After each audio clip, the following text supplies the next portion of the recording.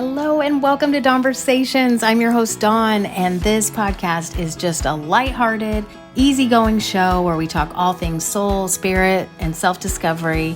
I just want to learn and grow and elevate in the best way possible, and I want you to come with me. I'm looking forward to all these new people that I'm going to meet and possibly building a brand new soul tribe. If you are new here, welcome. I am so happy to have you. And if you are returning and have been following me, thank you so much. Welcome back. I am just so happy to have you all here with me. So if you are ready, let's go.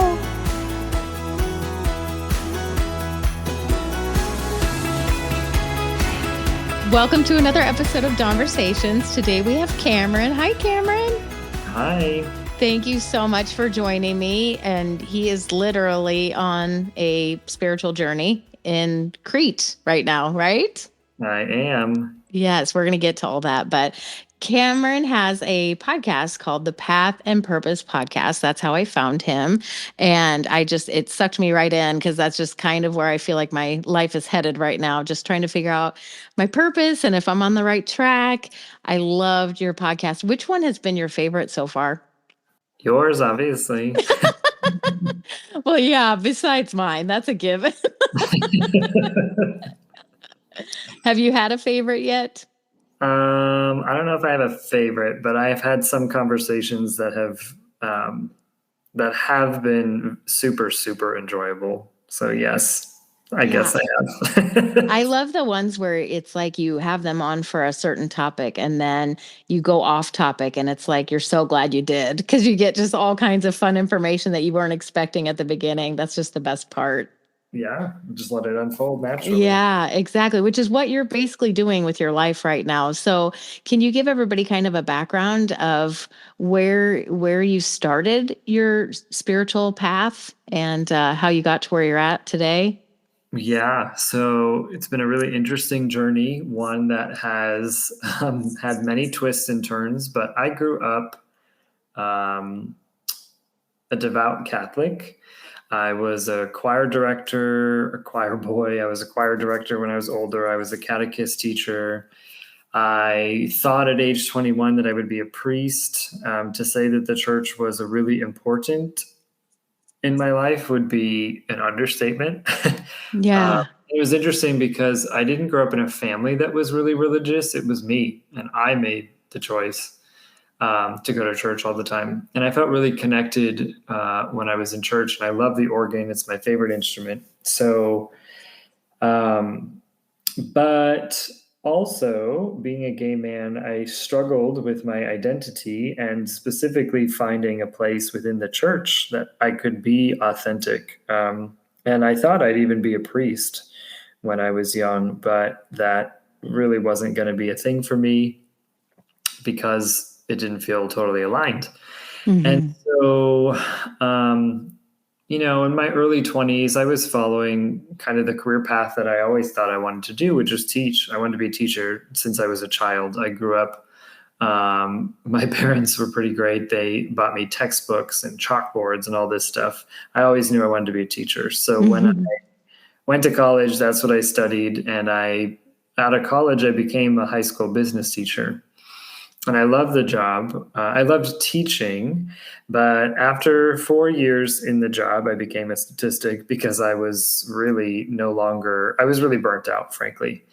And I had earned my master's, my MBA, and I was in a second master's program in school leadership. And essentially what I learned by the end of that program was that I wanted nothing to do with being a principal because it's the worst job ever. And I remember thinking, but there's got to be something else, and there's got to be some other way that I can, change schools, society, whatever. And so I applied and I got into a PhD program in leadership studies at the University of San Diego. This was in 2018. And so when I got in, I accepted, and I knew I was going to shift my whole life. And really, that's what happened. In a matter of 2 weeks, in June of 2018, my entire life shifted. And I mean, like everything. I left a job for another job. I left an apartment for one across the country in San Diego that I had never been to before. I grew up in Massachusetts, by the way. So Wow, that's a big moving, move. huge move. Left a master's program for a PhD program, left a relationship, left, I mean, literally, and everything. And there were family stuff going on. I mean, it was just, oh, and I left the church. There it is.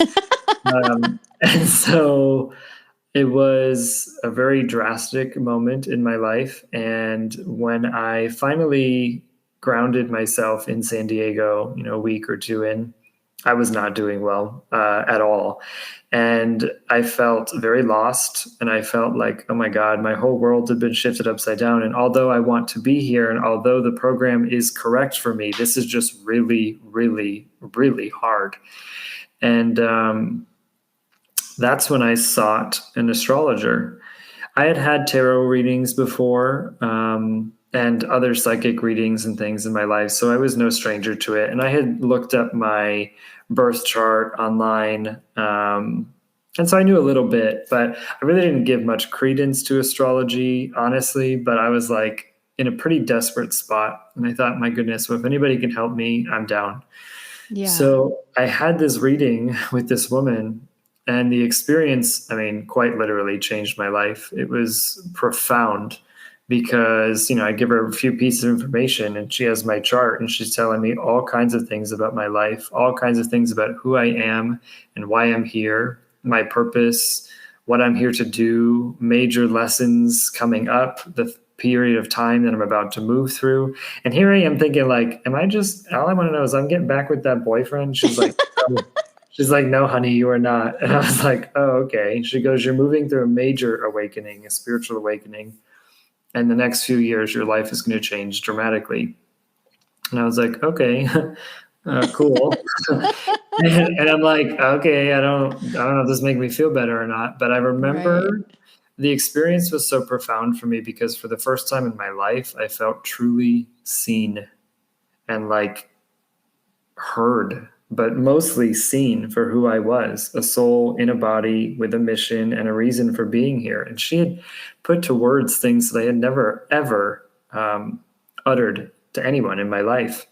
And so naturally, as an academic, I was like, what the heck is this? And how can I know more? Right. And she said, I asked her, do you teach? She said, yeah. I said, will you teach me? And she's like, no. And I said, what? Now, mind you, this was the time pre-Zoom, so we would have to be like teaching on Zoom. She goes, I don't do that Zoom thing. Funny enough, now she does. But anyway, but she said to me, you don't need me to teach you because in a few years' time, you'll be better than me. And I thought, what?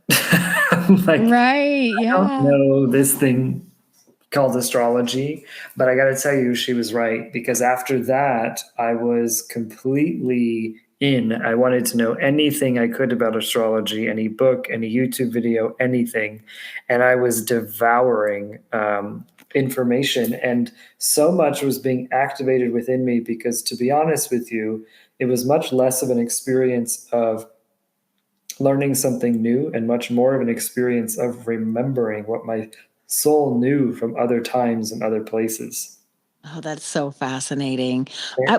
For people that only know little bits about astrology, maybe they just read their horoscope or whatever, like how is it that somebody can look at the chart of where the planets were when you were born and assess where you're going to go in your life? How do they figure that out just by looking at the planets? I don't understand. Yeah. So, well, we live in an energetic universe. And astrology has been, it's an ancient practice. It's been around since ancient Mesopotamia. We're talking about, a lot of the traditions of Vedic astrology in India, but there are other astrological systems as well. And frankly, our ancestors were far more connected to the cosmos and far more connected to nature than we are. And that's because we live inside and technology and light pollution and all these things. But what they noticed is patterns. And what happens is when planets are in particular placements, or they move through certain patterns, certain energies are present. Now, whether you want to believe that the planets are creating the energy or causing the energy to happen, or if maybe you just see them like I do as an indicator of a pattern, essentially. What we know from observation and watching humans is that things tend to play out when certain energetic, we call them transits in astrology, play out. Now, you were born, you, a soul, came into a body. You were born in a particular moment and place in time. And the idea with astrology is that you took in that moment your first breath in all of the energy of that time and place, and it creates an energetic blueprint for your life. Now, this would be the birth chart that you're talking about. Mm-hmm. And so essentially, the birth chart holds all kinds of information. I mean, it would blow your mind and most people's mind to know what's possible to read inside of a birth chart.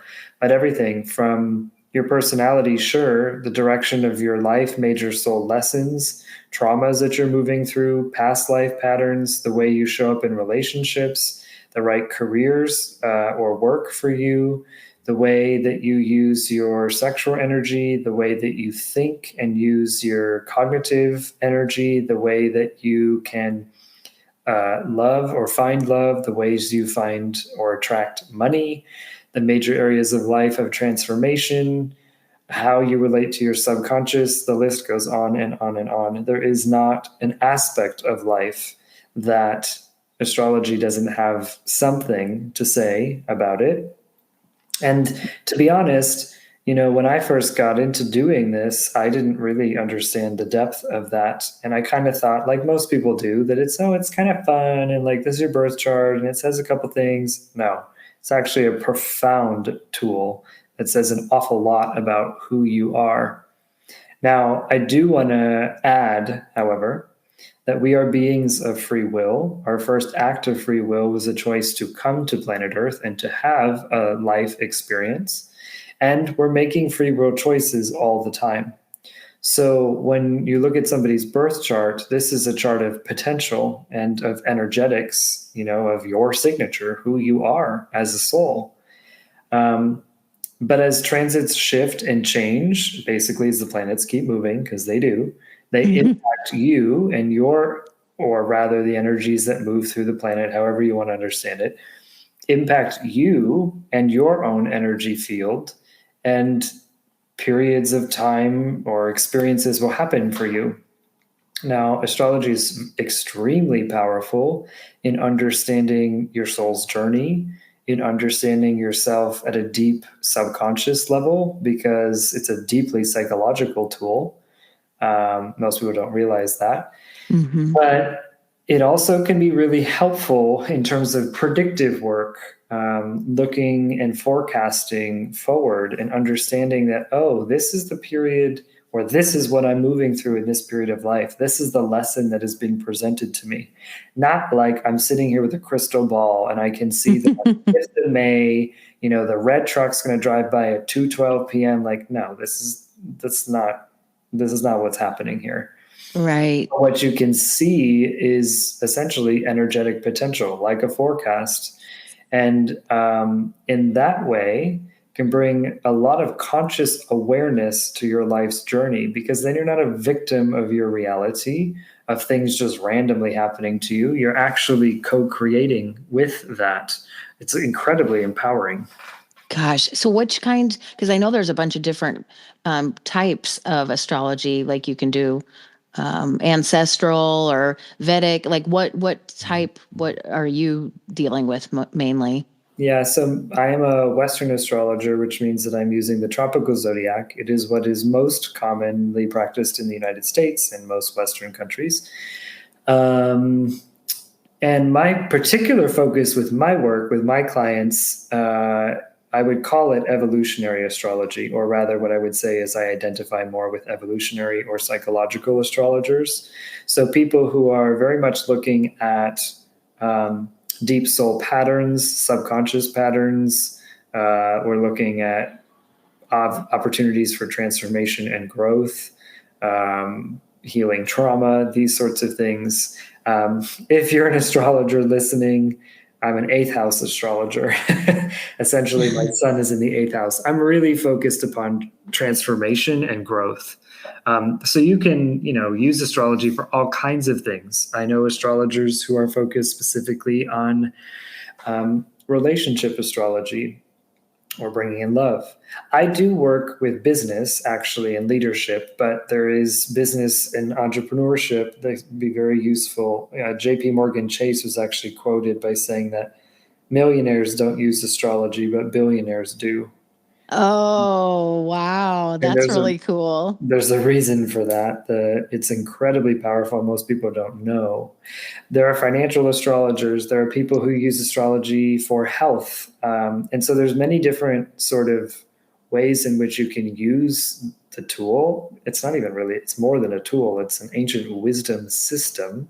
But for me, my focus is very much on the evolution of your soul and your purpose, why you're here, and the things that might be standing in your way from, achieving that. That's really my focus. Very psychologically focused. I love that. That's probably why I was so drawn to your podcast too.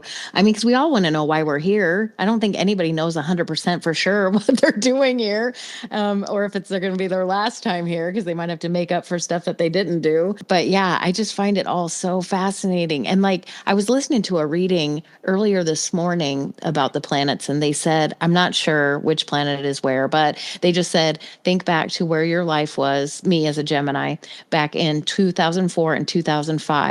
Those things that were happening around that time are going to start kind of coming back right now. And then you just go back in your thoughts and like, oh my God, what was happening? Was I poor? Was I was in a different marriage at that time, so I was just trying to think like, what was going on in my life? What is happening? These cycles get repeated. Do they repeat until you fix things? Till you stop the cycle? Well, certainly these different cycles or patterns can help us to learn lessons, but it's not necessarily karma that you're playing out necessarily. And by the way, no two cycles happen exactly. I mean, for example, Uranus is in the sign of Taurus right now. It has been there before in the past many times, but the other planetary placements haven't been in their exact placements. And so every moment is unique.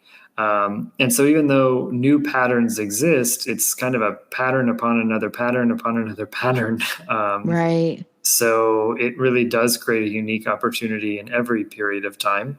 But we're often shown, and this is true in life, you can see this, we go through periods of life where things happen, and it's not by just random. I mean, for example, if we look at the planet Saturn, Saturn is a planet of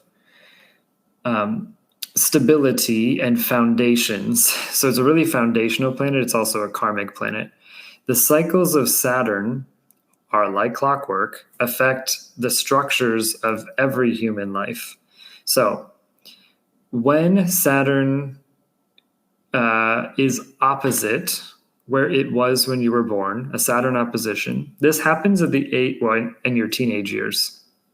What happens in teenage years? We're fighting authority. We're trying to create sort of a new life for ourselves. We're trying to find our own way. And it's not by accident, because this energy is actually sort of fighting structures, if you will. When we experience our Saturn return, our first Saturn return, which is to say when Saturn comes back to the place it was when you were born, that happens generally around the year age of 29 and a half.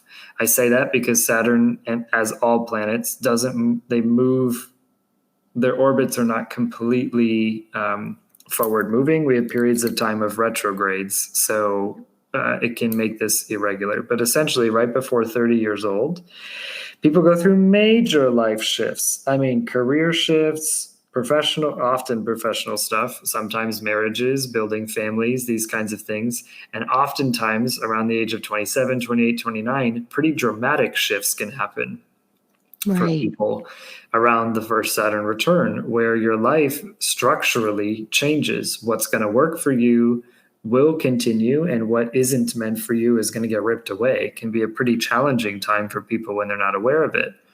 But then we get to this experience again of a Saturn opposition, which happens in the early 40s. This is your midlife crisis, by the way, right on time.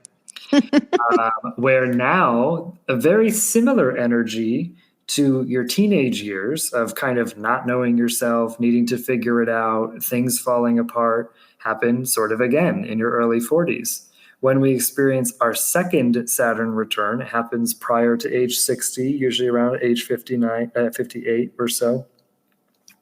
Again, a major structural shift happens. What happens for most people around that time is they start thinking about retirement and start thinking maybe they have grandkids, maybe whatever, but they're starting to think about the next chapter of their life. They might even be working on culminating career things, whatever. This is not random. And by the way, you might get lucky enough if you make it to 90 years old, you have your third Saturn return and you get to go through a whole new rebirth again. This is not random. This happens for all humans. Now, how the pattern happens, right? How the transit happens, where it is in your chart, where Saturn might be related to other planets at the time, that is different for everyone. But those periods happen for everyone, so it's part of the human experience. Are you looking at your chart all the time, or did she tell you everything you needed to know, and now you're just going wherever your intuition guides you? Oh, I mean, this is really dynamic. So you can look at your birth chart once, but there's so much in there, and understanding where you are in your journey and what transits are happening now. This is an ongoing project. So I look at my chart plenty. And oftentimes when I'm doing my own, actually just today, I was thinking about my chart, because I was reflecting on an aspect, basically an old pattern I was reflecting on. And I was like, I wonder where that is in my chart. And I was like, oh yeah, that pattern's right there. And so I do look at my chart. I probably don't look at it as often as some other astrologers do. I know some people practically live by the transits in their chart. I do not do that. But when I'm moving through big periods or periods of change, you better believe I know what's going on. February of 22, for example, I was moving through a major transit between Pluto, very slow moving, planet of transformation, squaring my natal Venus, which is all about money and love, among other things. And that period of time was the most challenging for me financially, because this was about structural change. And I was literally wondering how I was going to pay my rent. Never ever in my life had I felt that before. And also around the same time, major karmic lessons in relationships. And it was like, oh my God, what the heck is going on? Well, I knew what was going on. And I knew that it was not a quick transit. In fact, that was pretty much the year 2022 and even into early 23. But major structural shifts happened in that time. Major inner shifts happened during that time. My relationship to abundance, to wealth, to my own worth, all of these things shifted in pretty dramatic ways. Now, if I didn't know about this transit, I might be inclined to think, oh my God, the universe hates me. I made such a mistake, or whatever. I'm wrong, or I'm a victim of my reality, whatever. But because I knew what was going on, energetically, I knew there was a lesson in it. And was it comfortable? No. One of the most uncomfortable periods of my life, actually. But I was able to have a conscious awareness of it. So I was able to make decisions more consciously, and I was able to give myself more grace to allow the period to sort of shift and to learn the lessons that I need to from it. Oh my gosh, that's amazing. So in your chart right now, because right now Cam is traveling a million different places. What is it? What's happening in your chart right now with you being all over the place? Where are things at? Yeah, so I actually have a major progression that I'm upon right now, where my progressed moon is shifting sign and house. Well, actually, sign not for another month or two, but house into the ninth house, which is the house of higher learning, travel, experience with foreigners, foreign languages, philosophy, all these sort of big picture things. But travel is a big piece of that house. And this has happened right now. So I'm actually beginning a 2.5 year period where this focus will be, or rather, where this will be a focus for me in life. And you were referring to it, but and this is also the house of religion, by the way. And so the trip that I'm on is a deeply spiritual journey. I left my house in Maui over a month ago, so 5 weeks ago, no, 6 weeks ago. And I began this journey on a spiritual retreat in, really a pilgrimage actually, in Romania. Then I came to Santorini, Greece, and then I went to Ireland and Scotland for another retreat. And I felt drawn and called to come back to Greece. So now I'm in Crete presently. But I've received guidance through friends about going to Athens, which is, I'm flying out tomorrow, then Rome, and then I'm going to Albania. Now, these are all places that, like, the conscious mind is wondering, what the heck are you doing? but I know that my soul inside of me knows I need to be in these places. This matters. And then I'm flying to Tulum, Mexico, before I come back to the United States for another retreat. And why is this all happening? Well, there's a lot of potentiality. I don't exactly know 100% why it's happening. I just know that energetically it is in my chart, movement and travel and higher learning. Not only am I experiencing life in all these different places, and yes, I'm busy and having a lot of experiences, but I'm also having a lot of deep experiences. Like, this is actually way deeper than I even maybe expected. There's a lot of inner patterns I'm becoming aware of. There's a lot of deep questioning about my work and what I do in the world and all kinds of stuff coming up. And this is all ninth house stuff. Gosh. So are you working during all of this? Well, I am recording a podcast, aren't I? Well, I record podcasts too, but they don't bring me money. So I just didn't know if you're just like going with the flow and just seeing what happens, or if you're actually working too. There is a lot of flow happening in this moment. I am serving my clients that I have long term, but right now I am being asked to sort of take my foot off the gas, if you will, and be present for this experience. So I am flowing with whatever it wants to present me with. By the time I'm done with this trip, it will be at least 2 months, if not 2.5. And I like to travel, but I have never done a trip that long, and certainly not in this many places. Yeah, I can't even imagine. And I had recorded a podcast to be on Cameron's podcast right before this, and we delved into some really deep stuff. So I might have to have you back on so we can kind of cover some of that stuff, because I feel like we really did some soul searching. And you read my chart, which it was crazy how accurate and interesting it was. So tell people what you can do for them if they're not sure if they are on their soul path. Yeah, absolutely. So basically, after, this is sort of the piece of the story that didn't come through yet, but basically after I had my own spiritual awakening, kept following the threads with astrology, and over the last few years I ended up leaving San Diego. I was guided to move to Maui, and I was guided to work in my business full time. And what I do, I am a spiritual coach and an astrologer. Obviously, you know the astrology piece, but my work, my mission on this planet is all about supporting people in living in alignment with their higher self so that they live their soul's purpose. So everything I do is about supporting my clients in living their soul's purpose. And so in terms of the way that I serve my clients, now astrology readings are one, because, well, let me back up a hot second.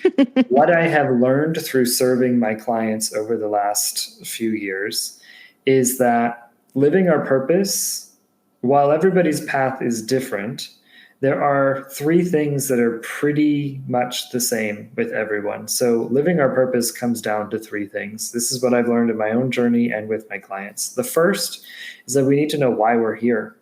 And so this is the work where I use astrology to support people in understanding their soul's decision to come here and, understanding your chart deeply and making decisions based upon that. The second practice, or the second thing I realized, is that, okay, it's great and wonderful if you know why you're here, but you need to really understand what might be preventing you from being that. And so this is the deep work of self-inquiry and looking at patterns. This is coaching here, but also the work of QHHT, quantum healing hypnosis technique. This is a technique that was created by Dolores Cannon. You can think of it as a past life regression meets conversation with your higher self meets healing opportunity. And so this is the space where I work with people deeply in past lives to, be done with the things that are holding you back, essentially. And then the third thing is, okay, you may know why you're here, and we may know what was holding you back, and you may have moved past it. But if you don't have the tools necessary to build a conscious connection with your higher self, I mean, nothing's going to happen. You can go on a retreat for a weekend and that feels wonderful and great, but you got to come back into your life, and this needs to be sustainable. So this is where my coaching program comes in, where I support my clients long-term in developing the skills, the abilities of self-inquiry, understanding the ego, their patterns, meditation practices, Kriya practices, all kinds of things to support people in living in alignment with their higher self. And so if you're listening going, wow, and I want to live my purpose, and I'm not really sure where to start, or that sounds good, but whoa, maybe I'm confused here, then I would invite you to reach out and just have a conversation with me. Everybody's journey is different. And so you're in a place that is different from somebody else. Maybe you had a bunch of astrology readings. Maybe you've gone to a bunch of yoga retreats, and maybe you've done, some theta healing or shadow work or whatever. And these things have been really helpful for you. Maybe you haven't done any of those things. This is where I believe the work of living your purpose, of course, and living in alignment with your spiritual truth, it requires getting clear about, well, where you are. Where are you? It's not a one size fits all. And so if you're kind of wondering, hey, I'd like to find out more, or I'd like to be supported, but I don't know where it starts, I would invite you to reach out to me, and we'll just have a conversation about what is most appropriate for you. I love that. Gosh, that is just, it's information overload, but in the best way. I could just eat it up. I love it all. Thank you so much for taking the time to be on my podcast, especially with as busy as you are and not even in the country. And I really do appreciate it. And thank you also for looking at my chart and giving me some insight with where I am going on my path. I really appreciated that too. You're very welcome. Yeah. Well, okay, Cam, I will leave all your information in the show notes so people know where to find you. But thanks again so much, and good luck with the rest of your trip. Thank you very much. You bet. Take care. Bye-bye. Bye.